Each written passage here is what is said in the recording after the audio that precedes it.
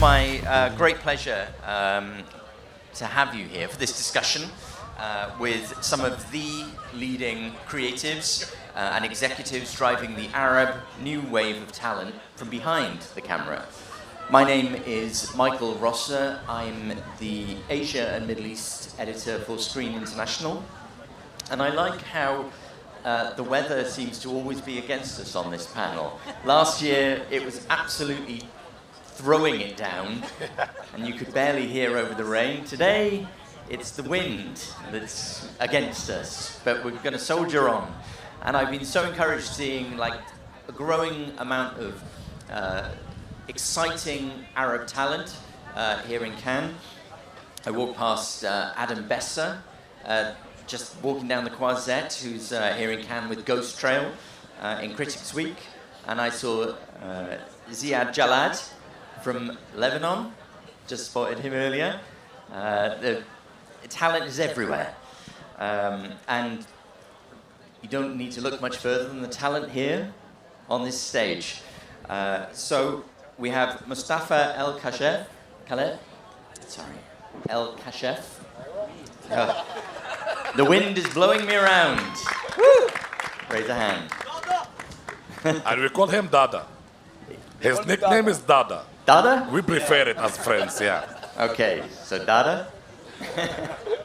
He's a director of photography from Egypt, here with at the festival with the village next to Paradise in Uncertain Regard. I'm going to go to my left now, although I apologize for turning my back to you. But it's Murad Abu Aisha, Germany-based Jordanian filmmaker who was the first Arab to win a Student Academy Award.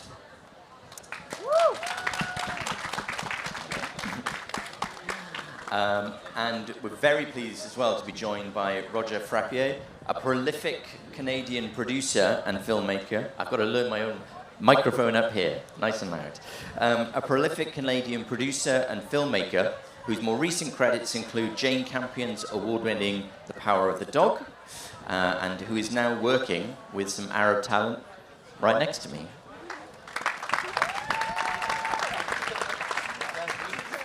And if you stick around, you may hear some exclusive news out of these two.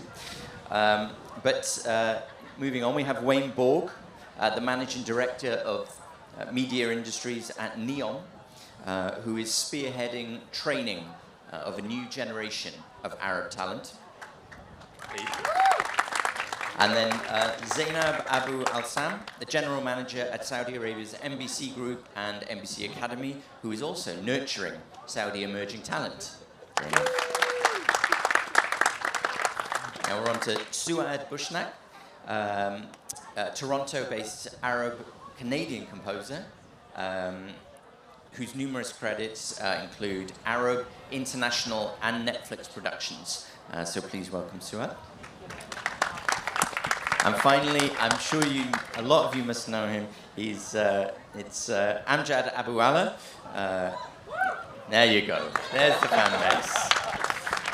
The Sudanese director of Venice Award winner You Will Die at 20, which became Sudan's first ever Oscars submission, who's also a producer of Goodbye Julia, the first Sudanese feature last year ever selected for Cannes. So here's our panel. So I think that's all we have time for this afternoon. Not really. I mean, the reason we do have so much great talent up here is because they all offer very different perspectives on what is a very exciting time, I think, for talent from the region. And we're going to explore the sort of the necessary steps for more exceptional Arab artists and talent to garner recognition beyond the MENA region. So, I'm going to turn my page. That's it. That's a whole page of A4. One moment.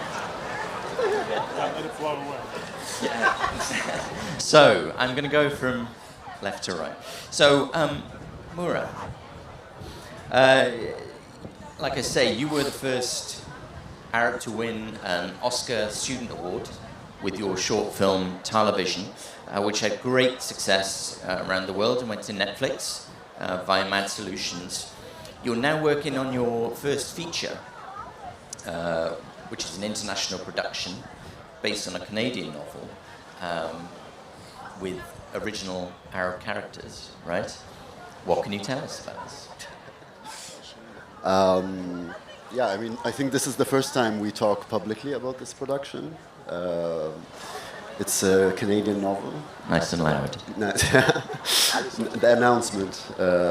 It's a Canadian novel called The Orange Grove by Larry Tremblay, a Canadian Quebecois-based author that Roger found this beautiful novel, and Destiny brought us together, and Roger contacted me and asked me to read this beautiful novel, and now we're developing into a feature film. Yeah, so where are you in the process? Where are we in the process? Maybe this is it. Moving on to Roger. Well, we're getting there. But the way it started, you know, I don't sleep a lot, so I have the time to read. And this book is mandatory reading in the school in Quebec, and also it's been translated in many languages. And when I read it many years ago, and one day my stepdaughter came home, and she said that she cried over a book. And I said, what was the book? It was The Orange Grove. So I said, oh, I'm going to read it again. And I was caught in the story again. But as it's in the Arab world, I said, I need to have an Arab filmmaker to do that. And as a member of the Academy, I'm always on the short film committee because I like to see the talent that's coming up. I mean, Max Film, our company, we produce over 40 feature films, but nearly 20 of them are first-time director. So, and I went and I was looking at the short film and I saw television, and I was really impressed by television.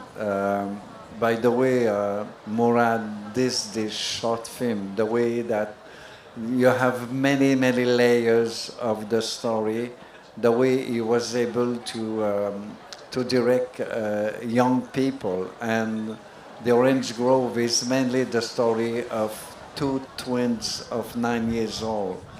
So I went up to the end of the credit. I saw the school in Germany. I find a name that was French. I sent an email and said, can you put me in relation with that director? And that's what he did. And then I contact Mourad, and I sent him the book. And that was 2 years ago. And since then, we have developed the script. We are close to the shooting script, and we are in Cannes at the moment with different possibility of financing the movie that we want to shoot next year. Fantastic. Well, best of luck. And so that awards recognition was a catalyst. It was important in discovering this new talent. Yes, like Ala said, now it's the globalization of cinema. So, and for me, to be able to learn about the new culture, to be able to work with new people, is always part of what I like to do in life. Wonderful. And there is so much talent that is emerging out of the region now, and training is such an important part of this. So Wayne, can you talk about how NEOM is supporting Saudi and Arab talents in terms of production, assistance and training opportunities? Yeah, sure.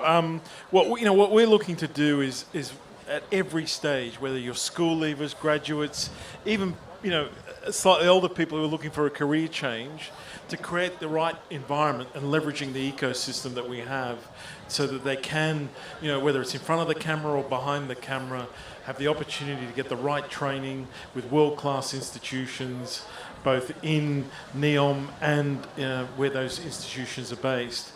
And not just training for training's sake, but to create training that can be applied, through placements, on particular productions, and really sort of leverage that ecosystem that we have. We've trained over 1,000 young Saudis already, predominantly in the vocational space. 1,000. And that's through programs we've developed through our industry learning team with the National Film and Television School in the UK. We're just about to kick off with Stage 32 and USC. We're working with DigiPen. So it's about understanding, the talent that the industry is going to require, and that there is this amazing, talent pool there. But it's about how we put them through in a structured way that we don't lose them along the way. They're getting practical experience, and they're getting that knowledge transfer working with international partners. And then through that, the 1,000 or so kids we've trained so far, over 80% of them have gone on to full-time employment in some form, whether that's as a freelancer, but also as a member of a production company. And that's something we're really proud of. And we'll continue to evolve those programs as the infrastructure grows and the pipeline continues to expand as well. And that 80%, is that staying within the region? And in what sort of roles are they getting that training? At this stage, it's predominantly vocational roles, whether it's, set design, wardrobe, film accounting, areas like that. And at best, we'd like for those kids and young people to stay within the region and start to support the burgeoning industry base that we have. But as you see by Cannes, and the nature of our industry is it's international, it's global, and in time, you have you're a global citizen of this. If there was ever an industry that had global citizens, this is one. So, but yeah, we'd love to have the right ecosystem there of industry, of talent, of producers that gives them every opportunity to stay close to home and to do what they want to do and fulfill their ambitions, within the region and in many instances within NEOM.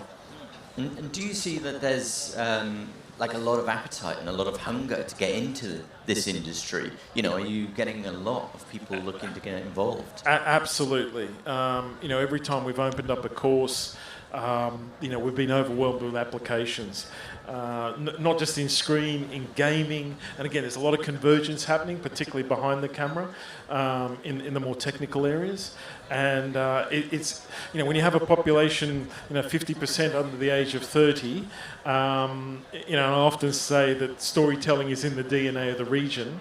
I think there's an innate desire to want to be in an industry that many people, young people, have an affinity with, whether it's through user-generated content on their social media feed, and how people want to pursue that to become bona fide storytellers as a career.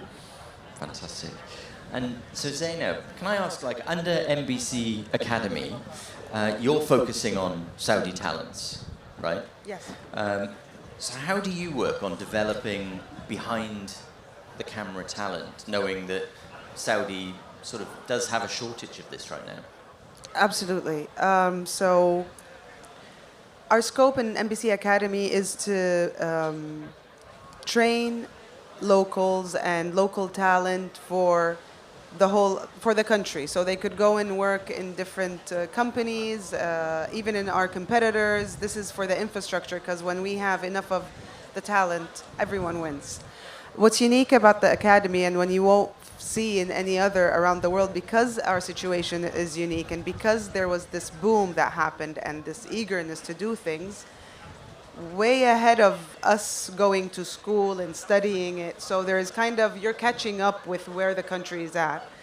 So one of the things that we need to be aware of is to be agile and flexible. You can't be an academy with those curriculums and very rigid. You go in and come out, and that happens for years and years. Every year we change our initiatives. Every year we adjust to what the need is of the country.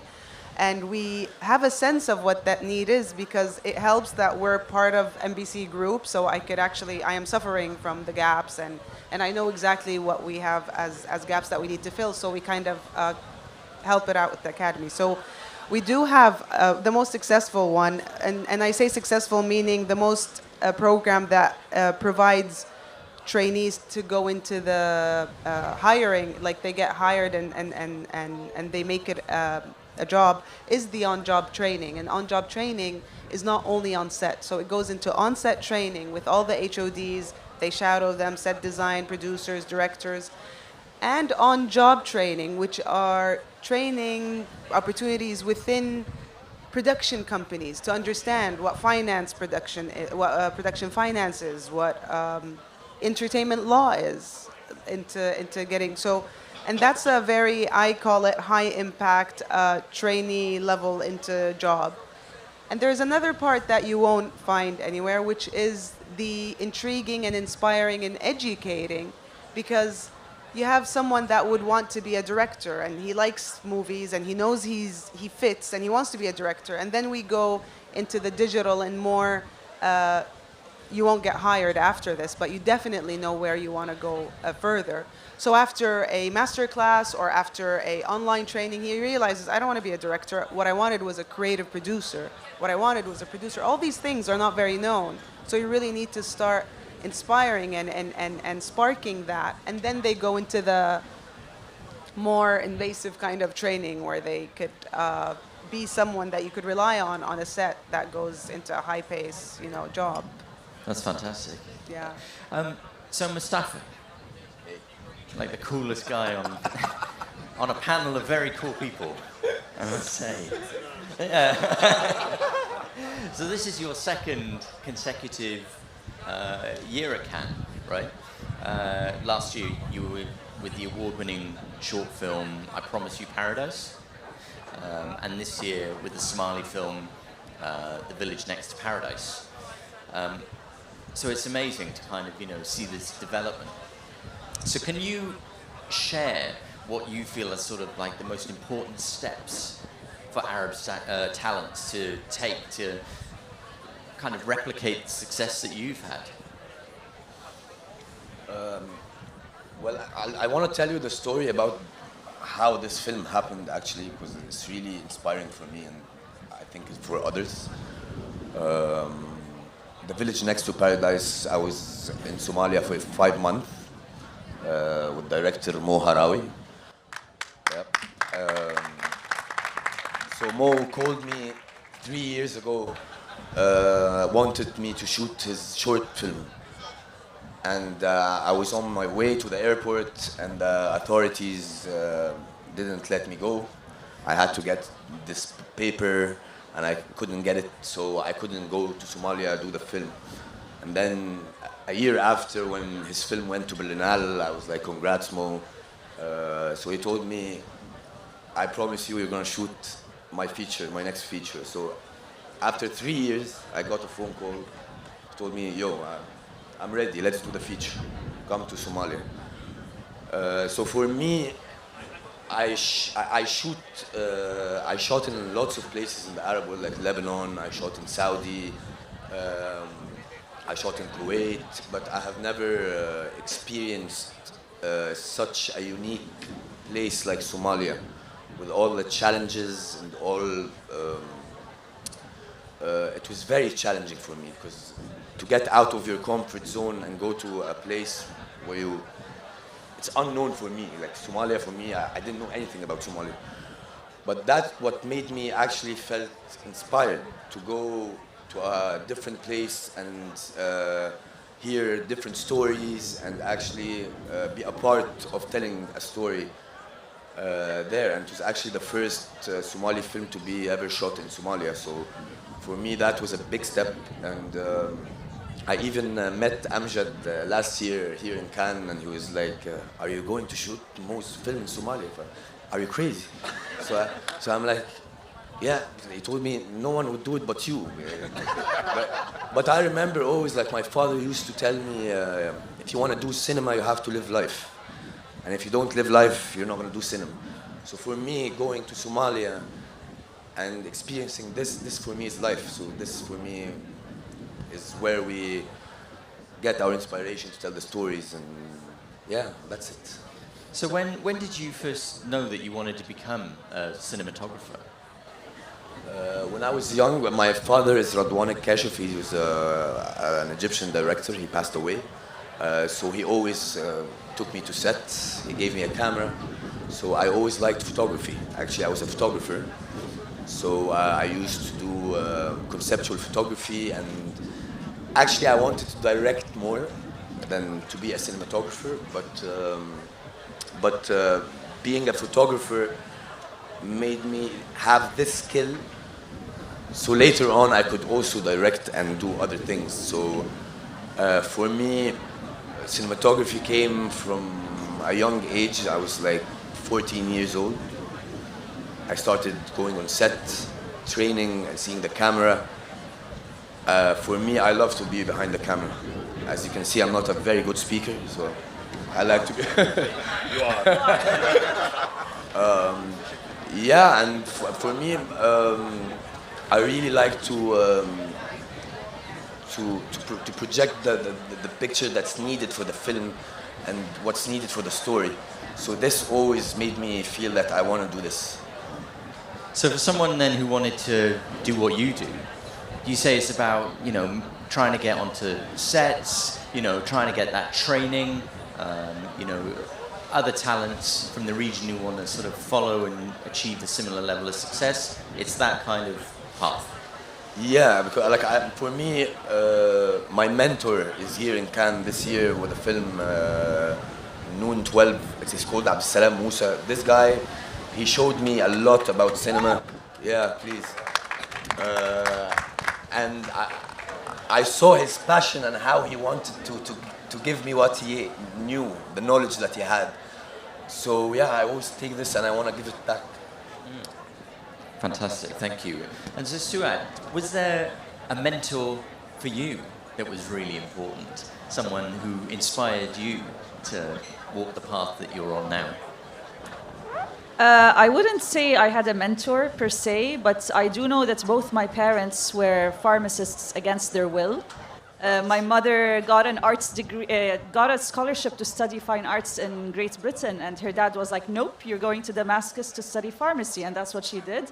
And same with my dad; he wanted to be a violinist, and his dad was like, "Nope, you're going to Cairo to study pharmacy." So I grew up in a house that was extremely artistic, with two parents who craved to be artists themselves, and at a time and place in Amman, Jordan, where until now, even if you're not, there's a joke we always say: you either become a doctor, an engineer, a lawyer, or a disappointment to your family. And my parents kind of worked against the flow. Like, they'd get a lot of friends telling them, "How would you let Suad, who, by the way, was an A student, not go to medicine?" And they'd be like, "No, she needs to do her passion." So without my parents, I wouldn't be here today. But then, of course, it was people in my industry who inspired me, who taught me the tricks of the trade and how to navigate an industry that has a lot of, the film industry. As a composer, I'm not entering it as an artist. I'm entering it as a craftswoman, as an artisan. And it's a very different mentality. Composing music for film is extremely different than composing standalone music that you hear in concerts or on albums. You are serving something. It's functional art. So that I learned on the job. It was a learning process that I learned while scoring films, to put my ego on the side and serve the story. That's really interesting. And I mean, you only need to look at the list of credits that you've worked on. I mean, it's long. You've worked on a lot. So I imagine along that path you've encountered quite a few challenges to get where you are today. Can you talk about some of like the key challenges that you've faced and how you've overcome them? I mean, one of the first challenges when I first started a long time ago was to get my first film without having a single film credit. Right. And I owe that to the late Rifqi Assaf and his producer Rula Nasser, who's somewhere here, who gave me my first feature film, The Curve, without having a single film credit. And that was a film that went to a festival, and I got my name on the screen. But of course, yes, I went through challenges throughout my life. Like I scored a documentary very early on in my career where the editor kept telling me, please simplify the music, please simplify, because there's a lot of dialogue. And I was still green, you know. I'd be like, she's an editor, why does she want me to simplify? I'm gonna do my thing. And of course, when the film screened, the music was barely audible because it was fighting with dialogue and all that. And it was one of the best lessons in my life. A challenge, the film did really well. They were happy still, but like for me, it was a click. Okay, from now on, I know that you listen to the editor, first of all, because editors are very musical. And second of all, you deal with dialogue as a soloist who's singing, and you envelop it. So that was like one of the biggest lessons. And of course, there were other challenges that happened throughout. You know, sometimes it just doesn't work out with a director, and you don't take that personally. And, you know, it's just like you need to have chemistry with the director that you work with, and sometimes a challenge that I faced early on was to try to convince someone that I really need to do your film. And no, you know, I might be a completely bad fit. And it took a while to learn that you don't take these things personally. You will find your people, and your people will find you. Yeah. Don't take it personally. Yeah. You'll find your people. That's good advice. So, Amjad, I mean, you've worked with a lot of first-time feature talents, and you know, encouraging people to go and make films. How do you see the success or measure the success of Arab talent internationally right now? Yeah, I mean, 4 years ago, I was a first-time director. And at the same time, during I was directing You Will Die at 20, I was producing first-time director Muhammad Kordofani. Actually, we started Goodbye Julia during the shoot, or before the shooting of You Will Die at 20. That's why he was like around me on set of You Will Die at 20. So I think I did those parallel because a lot of people ask me why I'm producing now after the success of directing. I was like, I think we were like, since 20 years ago, I was doing producing, but I didn't know it's called producing. I do like, do you want to do a film? Take that camera, take those crew, collect your people and go do it. It's producing. So I just discovered that I love producing. And and also I worked with Amr Jamal, is an amazing filmmaker from Yemen. It was in Berlinale last year. And so I think everything is evolving in a very good way for the Arab cinema. I mean, suddenly now in Osakta Ugard, you have a film from Somalia with Moharawi and the guys. This is amazing. As Sudan last year, it was the first time a film from Sudan. So things are moving. I think we are in open world now. So directors, they don't like sit down like before and waiting for government to give them some money or, you know, some support or some blessing, let's say. You know, I think we are in a world now that there is a different way to make your films. If you are really want to do films from your area, there is a lot of stories, especially for the countries that's like us. I think Sudan and Somalia and, you know, those countries that never made cinema, that's a shame. But still, it's a blessing because a lot of stories in history, it's down there in some, you know, in some closed envelope to be discovered. So yeah, working with the talent, I mean, in most of those experiences, You Will Die 20 or Julia or the one in Yemen, because we shot Amr Jamal film, The Burden in Yemen. there is no industry there. So working with talents, it's not just the directors. We had all the time to rediscover the industry. I remember in Will Die at 20 and in The Burdened, you know, normally you do a casting for the actors, but actually we do a casting for everyone, even to discover someone to do the decoration, you know, the set design. So you find someone who do a nice jewelry and he loves cinema, so you want to invest on him to be a costume designer in cinema, and that's exactly what we did. And He Will Die at 20, he was assistant, and now in Goodbye Julia, he was the head of the costume design, Simba. So like that we rediscover things, and we built from scratch the industry and somehow. The same for Yemen, for the actors and for everything. But still, you know, you need to work with the professional talents when it's come to the technical side and, you know, cinematography, editing, sound design, and, you know, the post mostly. And yeah, so I enjoy doing that. I enjoy finding things in people and in myself, because here I learn more about myself, and I think this is what producer or creative producer should be doing. Yeah, because, you know, like we say, this year, Cannes has selected its first film feature shot in Somalia. Last year, it was Sudan. You know, we're seeing an increasing number of features coming out of Saudi.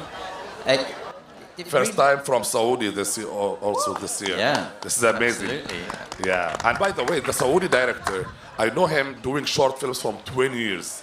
I know Tawfiq Zaidi. So it's not just part of this new Saudi movement. No, this guy was fighting him and his friends when everything was not allowed for that, you know. And they're really they teach themselves. So, and with no Saudi now, I think they gathered what they already built before. So congratulations, Tawfiq. Yeah, absolutely. But so why now? Why is all this happening now? You know, like you say, it is for many years these people have been creating, but festivals are really sort of starting to embrace Arab films, and it's not just out of some reason other than they are fantastic films. What's changed, do you think? I think the perspective changed in general. Maybe like 15 years ago, it's very rare to find Arab films going through festivals. I remember when we heard about Ilyas Liman doing things, or Hani Abu Asad, it was like, wow. I think now you can find on Toronto 10 films from Arab world. In Venice, you can find 4 to 5 to 6 films. In Cannes as well, depends on the year. I think something changed. As we said, even for the talents, for the filmmakers, they seize more. I remember before, I want to see those films from Hani Abu Asad, and I was like trying to, I don't know, use torrent or things, because you don't have the ability or the platforms to watch. Now the new generation, the new people, they have a ways to watch, and also the other people. I mean, the festival, the programmers, they have easier way to watch our films or to watch our previous films, or if you submit, to read about you and to see your shorts in, like for example, Murad shorts, it's in Netflix. So if he submit his film, his feature film, there is a way to navigate who is he before. You know, before it wasn't that easier, I think. Yeah. So I'd like to go down the panel and kind of just ask what you think needs to happen next for more Arab talent to emerge in the film industry. What do you want to see happen? I mean, I feel what I want to happen is already happening. Yeah. When corporations, when governments, when festivals are seeing the existing talent, like all these names Amjad talked about, they're there for many years. It's not just because they were exposed in the last couple of years in festivals that they blipped into existence. These names, these people, they're people who've been fighting to make all these films for a long time. And I think this perspective shift is the most important thing that happened serving Arab cinema in the last maybe 5 years or 10. So I'm already happy and proud to see this, to see Arab cinema here, to see this event happening, to have exposure, to have TV stations, corporations, to have international producers recognizing the already existing talent in the region. And I think if we stay on this path, the industry will keep growing and it will just become its own independent machine producing. And Roger, I mean, from outside of the region, you know, what kind of appetite or interest are you seeing growing in Arab stories?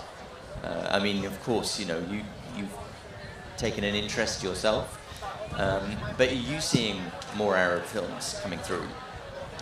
Yes, but I'm more in a position of a learner than a position of a teacher regarding the Arab world. I think there are a lot of learners out there. Yeah, right? because what's happening in the world now, I mean, has opened the eyes and the mind of many people about this reality. And also because of the immigration, we are aware now that we have to be more open, more conscious. And like I said, I'm a position of a learner. And I'm very lucky that with Murad, we are exchanging a lot. And for us, it's,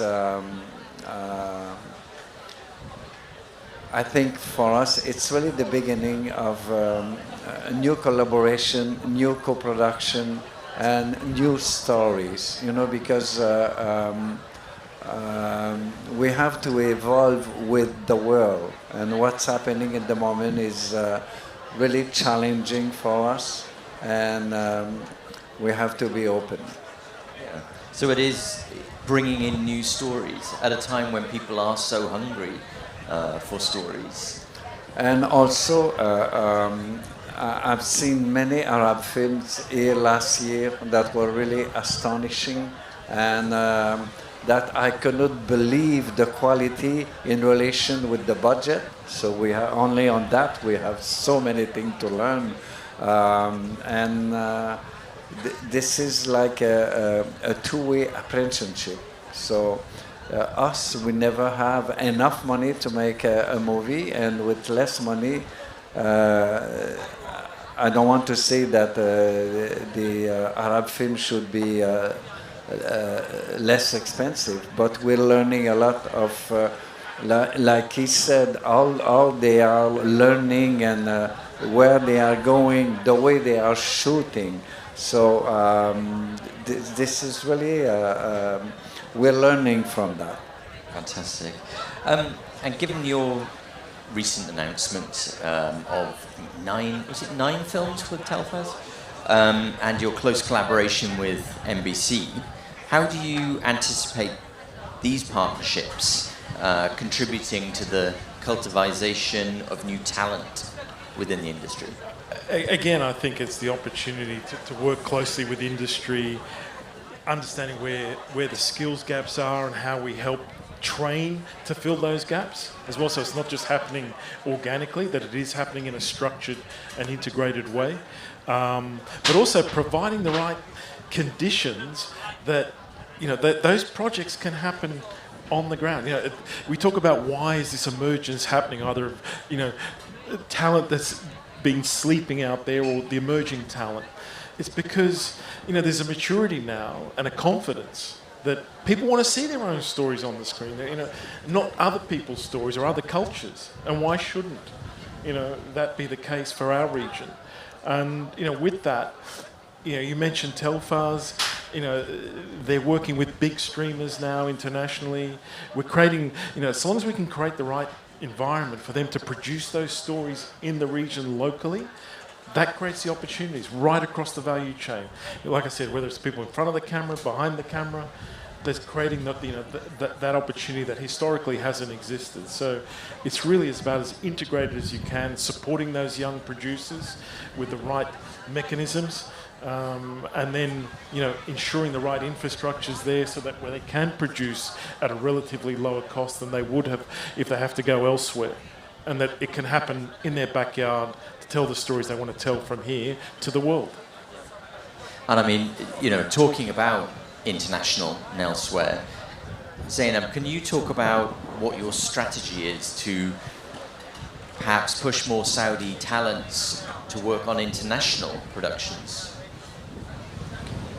We always we believe that this would be a very unique opportunity for our trainees. Whenever there is availability, or whenever we are in charge of or we're producing a English-speaking or a Western or a Hollywood film, that it becomes, because it's going to be a massive set, it's going to be high investment. So we always make sure that this set doesn't come and leave and just as if nothing happened. It needs to leave something. It needs to leave people that have been trained, benefits that have been impacted by it.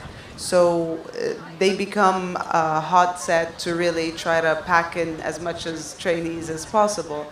But also, with our relationships, like having trainees on set is something we do because it's part of our scope, and we do, in Academy we have 8 programs that do different kind of trainings. Last year, it was 23,000 trainees who benefited from what we've been doing. And it's 23,000 23,000 over what sort of period? over a year.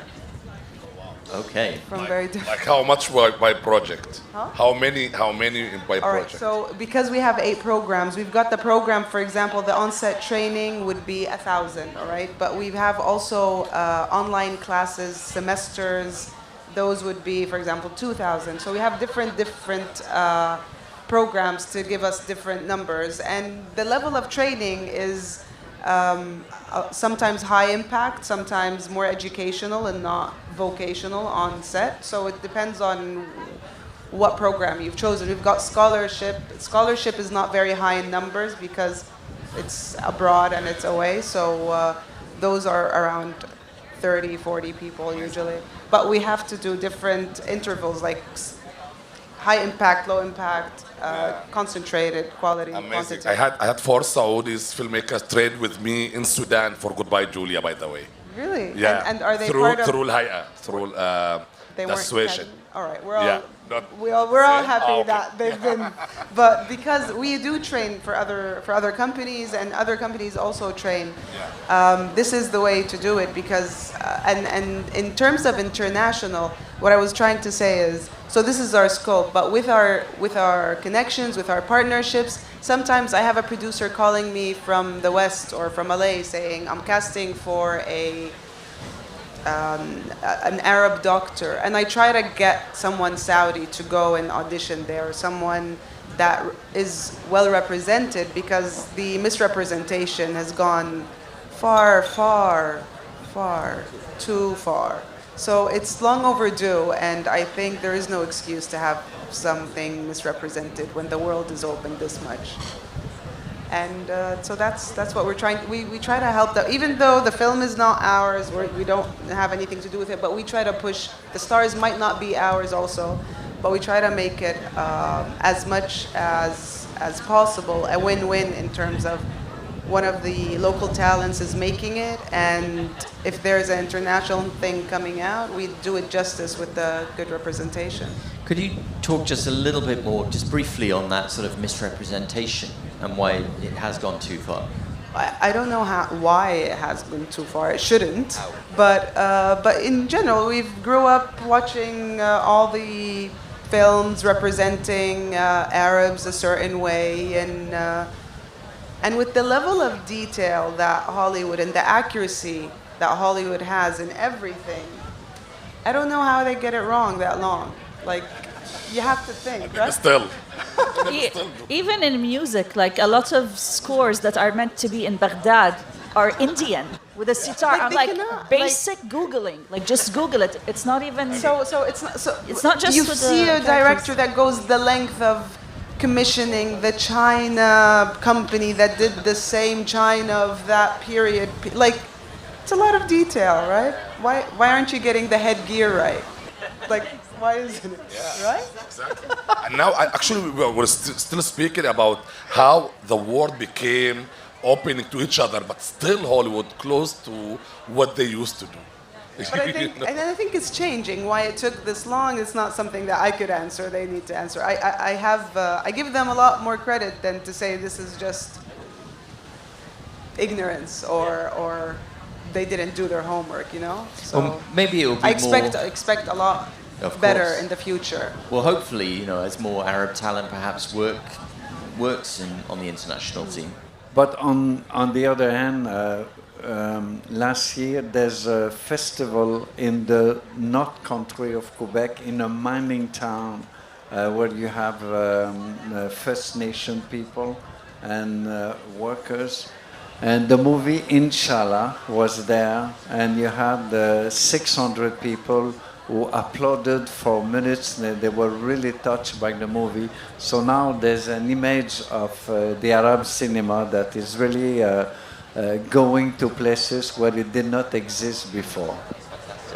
Because I wonder, Mostafa, if you want to continue working, telling Arab stories, or if you have any interest in, working on international productions outside of your region. For me, of course, I would love to work more international projects. Why? But my main goal doing this job is to actually tell our stories from our region. And I would like that our governments, like you said, and the governments and the producers and everyone to support this more and more and more. For me, it's not relevant for me to go outside to Europe and shoot a European movie or go to America and shoot an American movie. It's nice, of course, but it would mean a lot to me more to go to shoot in the Arab world. So because this is where I get all my inspiration from. This is where I lived all my life. This is where I felt everything. This is where I saw everything. So I think it's better for me to do this inside my region so I could give whatever I have and not to seek something else. I think that's the answer. What's the reason behind wanting to work? Why would it be nice to work on a big international? Is it, As a skill, of course, I would love to go and see different ways of working, different techniques, different equipment, because I think we're a bit restricted. I'm speaking about Egypt. It's a bit restricted when it comes to the technicality. So for me as a DP, I would love to go outside and just see what's happening in the world. But stories in the Arab world is more important for me than outside. Yeah. Like Suad, I wonder what the biggest differences you see as you've been coming up, working on local as opposed to international productions. The biggest difference in my experience working in, I can maybe tell you that, for example, I recently finished scoring a 3-part natural history series for Sky TV. David Attenborough? With David Attenborough. So it took me two years to land that gig. I was pitched by my agent against 2 other composers, boiled down to 2, and I ended up landing it. And it was like a dream job. It's a career highlight, right? But the pitching process with the producer was involved from the get-go, and he was always a little worried that I'm gonna do something Middle Eastern, just by virtue of me being Arab. My musical training is in classical music, and I studied composition in Canada at a university that teaches that. So I actually ended up having to write new music for my pitch, new orchestral music for my pitch in order to... I submitted some other things that I've done in the past that were not Middle Eastern, but I had to fortify that with things that sounded like natural history documentaries. And he was, from the get-go, he really believed in me, but he told me we just need that extra push to make sure that the other producers in the UK know that you can do it. So I feel that my issue working on international projects is that there's always that risk of being pigeonholed as the Arab Canadian, or even more so, the Arab Canadian woman, because of that whole woman thing. And I really don't like tokenism, and I really am I'm very by the book. Like, you know, you want to hire me because I know how to do it, regardless of all that. So that was the challenge on the international front. But then on the Arab front, sometimes I want to do something very Arabic. And the director is like, no, no. We want it to be minimalist, atmospheric, like, you know, all quiet on the Western front. And I'm like, okay. So I guess I'll just release an Arabic album. But this being said, actually, I'm nominated this year for 3 Canadian Screen Awards for one film. Thank you. Thank you very much. Not bragging, but I just want to give it as an example. It's for one film about an Egyptian who comes to Canada, but I'm nominated for the score, which was very minimalist.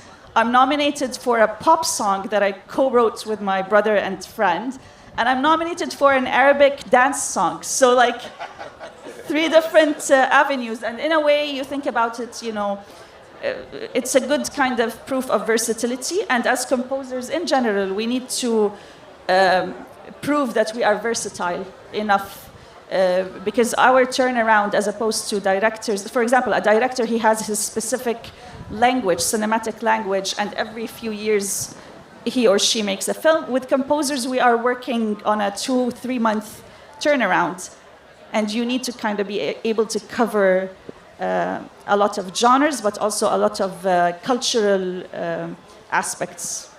Sure. I did say there was a lot of talent on this stage, and that is correct. So, as we just come up on the end of our time here, that's gone really quickly, I just wanted to finish with you, Amjad, and ask, well, first, you know, well, I wanted to ask if you'd like direct again. It's totally off topic of what we're... Yeah, actually, yeah.